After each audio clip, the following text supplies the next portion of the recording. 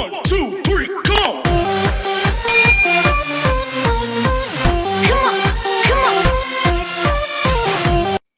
Assalamualaikum warahmatullahi wabarakatuh. Selamat pagi anak-anakku yang soleh dan solehah. Alhamdulillah, pada kesempatan pagi hari ini kita bisa kembali ke pembelajaran. Adapun pada hari ini kita memasuki pembelajaran 3 dan 4 subtema 1 di tema 6. Baiklah anak-anakku, untuk mengawali pembelajaran kita pada hari ini, marilah kita bersama-sama mengucapkan basmalah. Bismillahirrahmanirrahim. Semoga Ananda semua di rumah beserta orang tua selalu dalam keadaan sehat walafiat. Amin ya Allah ya Rabbal Alamin. Baiklah anak-anakku, kemarin kita telah belajar tentang energi panas, perbedaan suhu dan kalor, serta teks eksplanasi dengan mencari kata kunci. Selain itu, kita juga telah belajar tentang tangga nada pentatonis. Nah, adapun untuk pembelajaran 3 dan 4 kali ini, kita akan belajar tentang interaksi manusia dengan lingkungannya, hak-hak anak, dan kewajiban anak. Baiklah anak-anakku, mari kita simak gambar berikut ini. Silahkan diamati. Nah, ini adalah gambar sebuah buku. Nah, buku ini merupakan salah satu media cetak yang menjadi sumber informasi yang paling sering digunakan masyarakat saat ini. Nah, di dalam buku ini, selain terdapat teks penjelasan, juga terdapat gambar-gambar yang mendukung penjelasan informasi yang diberikan. Gambar-gambar tersebut membuat buku itu semakin menarik bagi pembacanya. Coba, siapa yang dapat menceritakan gambar di atas? Ya, gambar di atas menceritakan bahwa matahari adalah sumber energi yang tidak pernah habis dan diperlukan oleh seluruh makhluk hidup yang ada di bumi, termasuk manusia. Nah, manusia dan lingkungan sekitar memerlukan sumber energi panas untuk kelangsungan hidupnya. Anak-anakku, setiap hari manusia berinteraksi dengan lingkungan sekitar. Nah, interaksi adalah suatu kegiatan yang terjadi antara dua objek dan saling mempengaruhi satu sama lain. Manusia melakukan interaksi dengan lingkungan alam. Interaksi manusia dengan lingkungan alam atau sebaliknya terbentuk secara alami. Contoh lingkungan alam mempengaruhi aktivitas manusia adalah lingkungan yang subur dan curah hujan tinggi mempengaruhi aktivitas masyarakat untuk bercocok tanam. Contoh aktivitas manusia yang mempengaruhi lingkungan alam adalah mengalihfungsikan lahan pertanian menjadi daerah pemukiman. Nah, pengaruh interaksi dengan lingkungan tercermin dari keragaman cara hidup dan aktivitas masyarakat. Interaksi manusia dengan lingkungan setiap daerah juga berbeda-beda, tergantung dari jenis tanah, suhu, dan curah hujan di suatu tempat yang dapat mempengaruhi jenis interaksi yang terjadi. Anak-anakku, benda mati dan benda makhluk hidup juga saling mempengaruhi satu sama lain, begitupun sebaliknya. Contohnya, daerah yang memiliki banyak tumbuhan akan menyebabkan daerah tersebut menjadi lebih sejuk. Nah, daerah yang masih banyak tumbuhannya cenderung memiliki air tanah yang baik dan berlimpah. Hal ini karena tanaman membantu tanah untuk menahan air dan menyimpannya di dalam tanah dengan baik. Adapun hubungan antara manusia dengan lingkungan alam dapat dikelompokkan menjadi dua. Pertama, hubungan yang membuat manusia harus dapat menyesuaikan diri dengan alam. Kedua, hubungan yang membuat manusia dapat memanfaatkan alam sekitarnya. Nah, salah satu cara manusia untuk menyesuaikan diri dengan alam adalah dengan mempelajari peristiwa alam yang ada di lingkungannya. Para petani harus menyesuaikan waktu tanam dengan musim hujan agar tanamannya dapat tumbuh dengan baik. Sedangkan para nelayan memilih waktu untuk berlayar menyesuaikan dengan keadaan cuaca agar terhindar dari bencana dan memperoleh tangkapan ikan yang banyak.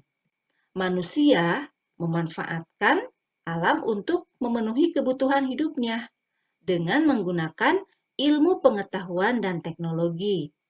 Contohnya, untuk menanggulangi akibat kemarau panjang yang menyebabkan menurunnya hasil pertanian, manusia mencoba membuat hujan buatan.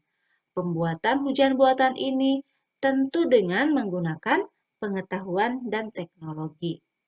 Jadi, anak-anakku, manusia itu sangat bergantung pada lingkungan alamnya. Dan manusia juga mempunyai kemampuan untuk mempelajari keadaan lingkungannya dan melakukan penyesuaian untuk bertahan hidup. Akan tetapi, dari proses interaksi manusia terhadap lingkungannya tersebut, pasti aktivitas-aktivitas tersebut ada pengaruh bagi lingkungan, baik itu pengaruh secara positif maupun pengaruh secara negatif. Seperti yang tampak pada gambar di layar. Gambar ini merupakan salah satu pengaruh negatif dari interaksi yang terjadi antara manusia dengan lingkungannya, yaitu dengan membuang sampah ke sungai. Anak-anakku pasti sudah tahu kan apa yang akan terjadi atau apa akibat yang bisa ditimbulkan ketika warga masyarakat membuang sampahnya ke sungai. Inilah akibatnya apabila warga masyarakat membuang sampahnya ke sungai. Perilaku masyarakat yang suka membuang sampah sembarangan dapat merusak lingkungan alam sekitarnya ya. Nah, membuang sampah di sungai dan di laut pun dapat merusak makhluk hidup yang ada di dalamnya. Tidak hanya itu, kerusakan lingkungan yang ditimbulkan pun dapat membahayakan jiwa manusia itu sendiri. Anak-anakku, interaksi manusia dengan lingkungan yang kurang baik juga dapat menyebabkan beberapa bencana yang merugikan manusia dan lingkungannya. Contohnya, terjadi banjir karena saluran air yang terganggu oleh sampah dari kegiatan manusia merupakan salah satu contohnya. Demikian juga dengan bencana tanah longsor. Disebabkan karena manusia sering menebang pohon di tanah yang landai. Kebakaran hutan karena kecerobohan manusia pun menyebabkan kerusakan dan kerugian yang sangat besar. Nah, itulah dampak-dampak negatif dari interaksi yang terjadi antara manusia dan lingkungannya apabila dilaksanakan secara tidak baik. Anak-anakku, mendapatkan manfaat dari lingkungan alam itu merupakan hak kita. Tetapi memeliharanya adalah kewajiban kita bersama. Jadi, ada hak, ada juga kewajiban. Nah, kita pun sebagai seorang anak, sebagai seorang pelajar, pasti memiliki hak dan kewajiban tersendiri. Nah, di sini akan kita bahas tentang konvensi hak-hak anak. Nah, baiklah, coba di sini kalian lihat di halaman 33, apa sajakah hak-hak anak menurut konvensi hak-hak anak? Nah, menurut konvensi ini, hak-hak anak dikelompokkan ke dalam 4 golongan, yaitu yang pertama, hak kelangsungan hidup. Nah, hak ini adalah untuk melestarikan dan mempertahankan hidup dan hak memperoleh standar kesehatan tertinggi dan perawatan yang sebaik-baiknya. Yang kedua adalah hak perlindungan.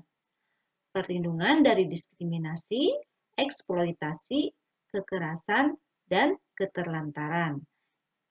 Yang ketiga, hak tumbuh kembang, yaitu hak memperoleh pendidikan dan hak mencapai standar hidup yang layak bagi perkembangan fisik, mental, spiritual, moral, dan sosial. Yang keempat, hak berpartisipasi, yaitu hak untuk menyatakan pendapat dalam segala hal yang mempengaruhi anak. Jadi, semua anak yang tumbuh dan berkembang memiliki hak-hak tersendiri ya, dan semua itu harus terpenuhi. Sehingga tidak akan ada lagi anak yang menjadi korban dari kekerasan-kekerasan yang terjadi. Baik itu di dalam keluarga ataupun di luar keluarga. Dan konvensi ini bertujuan untuk memberikan perlindungan terhadap anak dan menegakkan hak-hak anak di seluruh dunia. Tidak hanya itu, anak-anak pun berhak untuk mendapatkan pendidikan yang layak, yang formal. Menurut Peraturan Pemerintah Nomor 28 Tahun 1990. Hak-hak anak sebagai seorang siswa adalah yang pertama, mendapat perlakuan sesuai dengan bakat, minat, dan kemampuannya. Dua, memperoleh pendidikan agama sesuai dengan agama yang dianutnya. Tiga, mengikuti program pendidikan yang bersangkutan atas dasar pendidikan berkelanjutan, baik untuk mengembangkan kemampuan diri maupun untuk memperoleh pengakuan tingkat pendidikan tertentu yang telah dibakukan. 4. Mendapatkan bantuan fasilitas belajar, beasiswa, atau bantuan lain sesuai dengan persyaratan yang berlaku. 5. Pindah ke sekolah yang sejajar atau yang tingkatnya lebih tinggi sesuai dengan persyaratan penerimaan siswa pada sekolah yang hendak dimasuki. 6. Memperoleh penilaian hasil belajarnya. 7. Menyelesaikan program pendidikan lebih awal dari waktu yang ditentukan.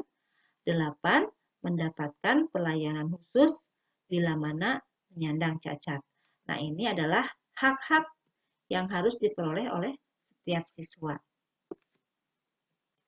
Akan tetapi, setelah kita mendapatkan hak kita juga pasti memiliki kewajiban. Nah, adapun kewajiban warga negara dan sebagai seorang siswa menjadi hal yang tidak bisa dipisahkan antara satu dengan yang lainnya. Salah satu hak siswa adalah mendapatkan pendidikan yang layak. Tetapi kita juga berkewajiban untuk menjaga sarana pendidikan agar haknya terpenuhi. Jika tidak melakukan kewajiban tersebut, maka sarana belajar akan rusak sehingga kegiatan belajar pun akan terganggu. Masih ingat kan apa yang dimaksud dengan kewajiban? Nah, kewajiban itu adalah sesuatu yang harus dilakukan atau diamalkan. Nah, sehingga kewajiban adalah sesuatu yang harus dilaksanakan, yang harus dilakukan agar hak-hak kita juga terpenuhi. Nah, salah satu kewajiban siswa antara lain menaati peraturan yang berhubungan dengan pendidikan. Misalnya, menaati peraturan sekolah. Contohnya, membuang sampah ke tempat sampah, mengerjakan tugas dengan bersungguh-sungguh, mendengarkan pendapat teman saat melakukan diskusi, melaksanakan piket sesuai dengan jadwalnya, dan bertanya kepada guru di kelas dengan bahasa yang santun. Nah, itulah contoh-contoh kewajiban sebagai seorang pelajar atau sebagai seorang siswa. Nah, demikianlah anak-anakku pembelajaran yang dapat Ibu sampaikan pada hari ini. Nah, pada hari ini kita telah belajar tentang interaksi antara manusia dengan lingkungannya beserta dampak negatifnya dan dampak positifnya. Selain itu, kita juga telah belajar tentang hak-hak dan kewajiban sebagai seorang pelajar. Demikianlah anak-anakku pembelajaran hari ini. Mudah-mudahan ada manfaatnya dan tetap selalu bersemangat untuk belajar. Dan tetap jaga kesehatan. Marilah kita bersama-sama menutup pembelajaran kita hari ini dengan mengucapkan hamdalah bersama-sama. Alhamdulillahirabbil alamin. Wassalamualaikum warahmatullahi wabarakatuh.